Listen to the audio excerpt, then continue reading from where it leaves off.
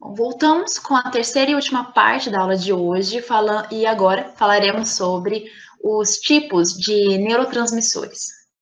Mais de 50 substâncias químicas foram demonstradas ou sugeridas como transmissores sinápticos. Retomando o que é um neurotransmissor, neurotransmissor são substâncias produzidas pelo neurônio com a função de biosinalização e vão atuar em proteínas receptoras presentes na membrana do neurônio pós-sináptico, esse neurônio subsequente, para promover excitação, inibição ou ainda modificar de outro modo a sensibilidade da célula.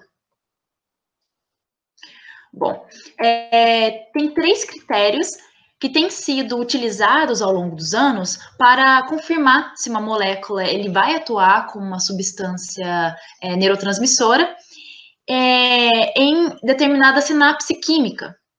Por exemplo, é necessário a presença da substância no interior do neurônio pré-sináptico. Também da substância, ela deve ser liberada em resposta à despolarização pré-sináptica e a liberação, ela deve ser dependente de cálcio, como vemos na imagem aqui. E ter receptores específicos para essas substâncias, que devem estar presentes na célula pós-sináptica. Esses receptores aqui, demonstrados nessa imagem 3. Bom, há 2 tipos de neurotransmissores, os neuropeptídeos de tamanhos molecular maior e de ação mais lenta.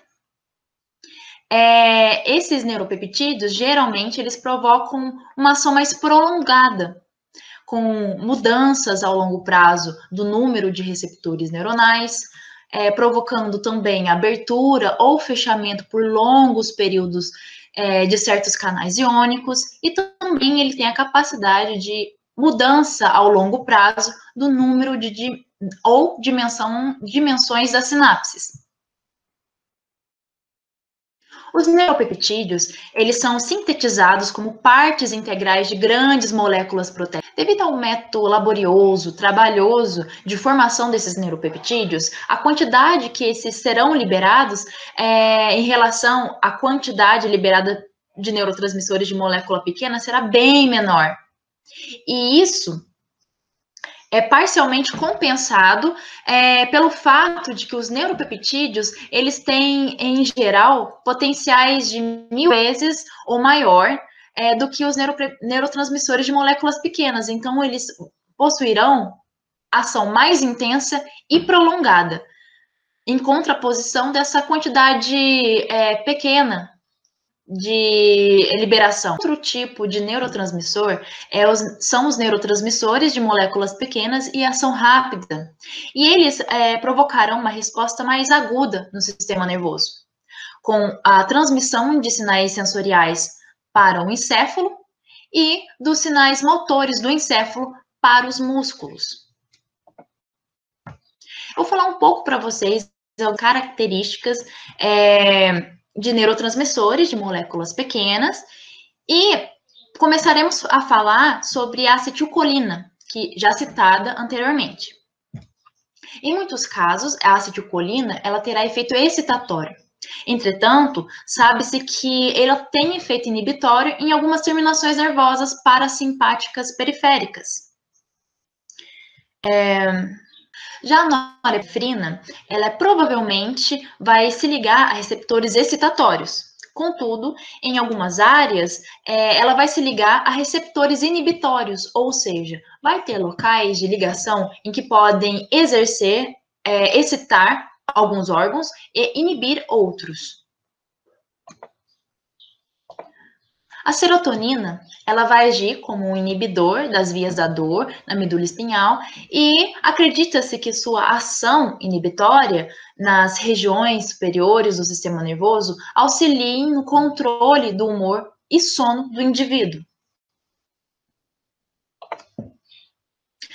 Já o óxido nítrico, ele possui algumas peculiaridades diferentes em relação aos outros neurotransmissores, porque ele não vai ser formado e armazenado em vesículas no terminal pré-sináptico, como os outros neurotransmissores. ele será sintetizado quase que instantaneamente, conforme a necessidade. E isso vai provocar, ele vai ser difundido para fora dos terminais pré-sinápticos durante um período de segundos, em vez de serem liberados em embalagens vesiculares. O óxido nítrico, ele não vai induzir grandes alterações do potencial de membrana, mas ele vai modificar algumas funções metabólicas intracelulares, e promovendo alterações de excitabilidade do neurônio por segundos, minutos e até mesmo por mais tempo.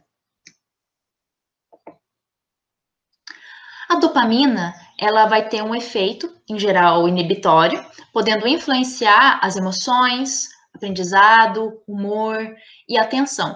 E sua diminuição, ela trará consequências para o indivíduo e com acometimento de Parkinson e depressão, por exemplo. Já o glutamato, ele vai agir como um neurotransmissor excitatório e vai atuar no desenvolvimento neural, na plasticidade sináptica, no aprendizado, na memória, e possui um papel fundamental no mecanismo de algumas doenças neurodegenerativas, como Alzheimer, por exemplo. O GABA, ele também é chamado de ácido gama-aminobutírico e é um neurotransmissor inibitório. Ele tem como precursor principal a glicose. E ele vai ter a capacidade de modular algumas atividades de neurotransmissores, e a sua diminuição tem sido descrita no cérebro, no líquor e plasma de pacientes com bipolaridades, por exemplo. Também, a maioria dos estabilizadores de humor apresenta esse efeito terapêutico mediados por modulação GABAérgica. Há também uma molécula-chave do metabolismo celular que recentemente adquiriu o status de neurotransmissor, que é o trifosfato de adenosino, famoso ATP. O ATP parece ser um transmissor responsável pela vasoconstrição simpática em pequenas arteríolas e artérias. E ele vai atuar como em receptores para nucleotídeos, tanto ionotrópicos como metabotrópicos. Então, ele passou a ter essa denominação de neurotransmissor recentemente, além das funções já exercidas no corpo. Aqui temos alguns outros exemplos dos principais neurotransmissores conhecidos, como a adrenalina, relacionada à fuga e luta, a acetilcolina, que já é citada, relacionada à aprendizagem, a noradrenalina, relacionada à concentração e alerta, a endorfina, relacionada à dor e euforia, a serotonina, relacionada à memória e bem-estar, dopamina, relacionada ao prazer, o GABA, também chamado de ácido gama-aminobutírico, relacionado à calma, o glutamato, relacionado com memória e aprendizagem, e ocitocina, relacionado ao amor. Muito obrigada, agradecemos a sua presença. Espero que tenha ajudado a compreender um pouco mais sobre as sinapses nervosas. E agora daremos continuidade com as dúvidas. Caso alguém queira tirar dúvida em momentos posteriores, pode ser feito no fórum. E aqui estão nossas referências utilizadas para a produção desta aula. Então, muito obrigada e até logo.